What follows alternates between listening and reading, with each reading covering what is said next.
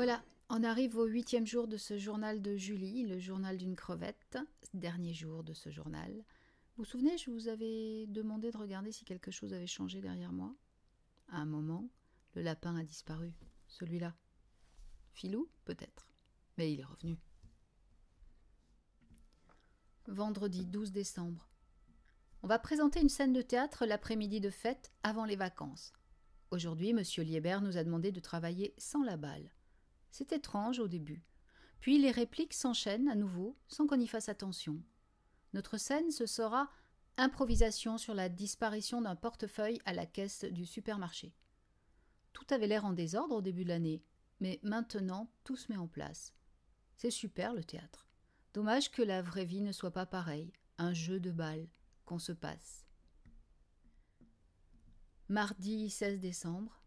Ça n'a pas traîné. Monsieur Grimaldi nous a annoncé qu'il serait remplacé après les vacances. Il reprend ses études d'interprète. Quelques filles ont soupiré très fort. Les garçons n'ont pas bougé. C'est drôle. Il y a un mois, j'aurais pensé que c'était la fin du monde. Maintenant, bof. Une galaxie de perdus, 10 de retrouvés, comme dirait mamie. Mercredi 17 décembre. Papa a pris son après-midi pour m'accompagner chez l'orthodontiste. Il est venu me chercher à la piscine et on a filé directement au cabinet de la grande tortureuse. Elle a été plus gentille cette fois. Peut-être aussi que j'étais moins remontée contre elle. Elle a pris des moulages de mes dents et elle a promis que l'appareil ne se verrait pas trop. Elle va fixer un fil de métal derrière mes dents, en haut et en bas. Pour le moment, je n'aurai que ça et on ne verra rien. Après, elle posera des bagues en céramique, presque transparentes. Mais c'est plutôt une bonne nouvelle. Sauf que je n'aurai plus le droit de manger de caramel, ni de mâcher des chewing-gums. Marlène aussi doit porter un appareil. Comme on ne va pas passer les mois et les ans à venir la bouche fermée pour planquer nos dents baguées, on a décidé de frimer avec nos bagues. Après les vacances de Noël, on monte le club des sourires barbelés, avec une page Facebook et interdiction à tous les sans-bagues d'y adhérer. On a déjà dessiné les cartes de membres. Elles sont trop belles. On va faire des jaloux. Ah, j'ai failli oublier. Sarah est amoureuse. Elle a rencontré un grand troisième au conservatoire. Il s'appelle Antoine. Elle qui apprenait le violoncelle juste pour faire plaisir à ses parents, maintenant elle adore ça. Elle travaille sa musique comme une folle. Il faut qu'elle soit à la hauteur. Antoine apprend le saxophone et il lui a proposé de jouer des morceaux avec elle. Un grand troisième, moi, j'oserais même pas lui adresser la parole. Sarah, elle est sur un petit nuage. Ça a l'air bien d'être amoureuse. Jeudi 18 décembre. En revenant de l'école, une belle surprise m'attendait. Sans rien me demander, maman m'a acheté un jean d'enfer et un pull très moulant. Quand je suis entrée dans ma chambre, ils étaient sur mon lit, étalés comme dans une vitrine. Le pantalon est bleu foncé avec une broderie tout le long de la jambe et il est taille vraiment basse. Le pull est court, tout doux, couleur framboise, avec un col du même bleu que le pantalon. Maman dit qu'il me donne bonne mine. Je me sens bizarre habillée comme ça. Peut-être à cause du froid dans les reins quand je bouge, ou du relief de ma poitrine qu'on devine sous le pull. Je me suis regardée dans le miroir de la salle de bain. J'ai avancé, reculé. Ce n'est pas si mal. Quand j'ai embrassé maman pour la remercier, elle m'a serré très fort dans ses bras. Elle m'a dit « Tu ne croyais pas que j'allais laisser ma fille préférée jouer devant tout le collège sans une tenue de princesse tout de même ?» On a ri. Je lui ai promis que sa princesse ferait de son mieux pour être à la hauteur de son fabuleux costume. Papa est rentré à ce moment-là. Il a fait semblant de descendre de cheval et s'est exclamé qu'il n'avait jamais vu de plus belles fleurs en son royaume. Moi qui croyais avoir des parents qui ne me regardaient à peine, c'est ça qui est difficile avec les parents. Soit ils vous surveillent trop et on étouffe de trop d'amour, soit ils s'en fichent et on se dessèche de manque d'amour.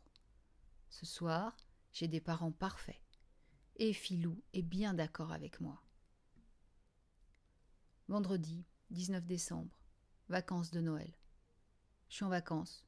Demain, on part chez tonton Claude dans la Creuse. Toute la famille de papa y sera. Heureusement qu'il n'y a qu'un Noël par an, sinon j'en mourrais. 10 jours à engloutir des tonnes de nourriture et des centaines d'heures d'ennui, avec le plus grand des sourires. Tout ça parce qu'il le faut et qu'à Noël, tout le monde est content. Même ceux qui meurent de faim dans le désert et ceux qui sont malades sans médicaments. C'est trop débile. Pour la deuxième partie des vacances, les parents me déposent chez mamie et papy. et j'y reste toute seule. J'adore. Quand on est que tous les trois, mamie se laisse aller à jouer au poker, et elle est mauvaise perdante comme c'est pas permis. Avec papy, on se moque d'elle gentiment, et ça finit toujours par de grands éclats de rire. C'est super aussi de retrouver papa et maman après quelques jours sans eux. C'est comme si on s'aimait plus fort de s'être un peu séparés. Ce soir, on a dîné avec Moeata, tante Alice et Thierry. Moeata a dit que quand elle serait grande, elle voulait être jolie comme Julie. Ensuite, elle a chantonné « Jolie Julie » sur tous les airs. Elle est trop mignonne. Peut-être que je pourrais lui offrir Philou à Noël. Non, il est trop vieux. Je lui en achèterai un tout neuf avec mes étrennes. Tante Alice a dit « Moeata a raison, tu as changé depuis cet été. Tu es une véritable jeune fille maintenant. » Elle exagère sûrement un peu, mais c'est vrai, la Julie de l'été dernier me semble loin. Maman a ajouté « Je n'ai plus de petites fleurs, mais je suis très fière de mon petit bout de femme. » Petite fleur, petit bout, et pourquoi pas mini crevette, tant qu'elle y est. Mais bon, ça, c'est maman. À l'école, la représentation s'est bien passée. On a fait rire tout le monde avec notre improvisation. Anaïs a été géniale. Le proviseur nous a félicités. Les 6e et les 5e ont chanté en chorale, d'autres classes avaient préparé une exposition de peinture et les 3e avaient réalisé une vidéo géniale sur la vie du collège. C'est M. Chartier qui anime le club vidéo. Ouais, le prof d'anglais.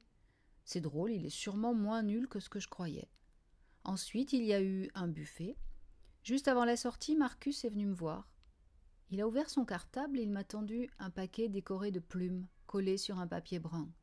« Tiens, c'est pour toi, je l'avais en double. » Un peu embêtée, j'ai enlevé l'emballage. Mes doigts tremblaient. J'ai tout déchiré. Les plumes s'envolaient. Je voyais bien que ça agaçait Marcus, mais je ne pouvais pas faire autrement. C'était le disque de piano. Le musicien s'appelle Glenn Gould. Voilà un nom que je n'oublierai jamais. Je suis sûre que Marcus a menti. Il a dû prendre sur ses économies pour acheter le CD. J'ai bafouillé. « Merci, mais Et il a répondu, beaucoup trop vite, « Oh, ce n'est rien, hein, si tu veux, après les vacances. Je te ferai écouter le Sacre du printemps. C'est très drôle, tu verras. On dirait que tout est mélangé, mais c'est de la très belle musique. » Je l'ai embrassé sur les 2 joues, sans réfléchir, en lui répondant qu'il me tardait de la découvrir avec lui. Son odeur d'amande m'a troublée. Les « Oh, les amoureux !» ont fusé autour de nous. J'ai rougi. Marcus a blanchi. Et ces taches de rousseur, je les ai trouvées très jolies quand elles se sont transformées en voie lactée. Je l'ai regardé partir. Lui non plus n'est pas très grand. C'est mieux. Après les vacances, c'est sûr, on va grandir tous les deux. Fini les crevettes. Et même si question taille, on ne rattrape pas tout à fait Anaïs et Perrine, on s'ennuiera pas du moment qu'on est ensemble. C'est peut-être ça, l'amitié vraie. J'ai oublié de lui demander s'il connaissait Tahiti et s'il savait pour les requins. Il lui faudra certainement un appareil dentaire un jour ou l'autre. Alors, il pourra devenir membre du club avec nous. On rigolera bien. Et on refera des exposés ensemble. Et on ira au cinéma et on écrira un blog débile pour se marrer et... on en a des choses à faire. Marcus, les copines et le collège me manquent déjà. Vivement la fin des vacances. Voilà, c'est Philou qui vous dit au revoir. On espère que vous avez aimé ce journal de Julie. Et peut-être une prochaine fois pour une autre histoire, qui sait. Au revoir.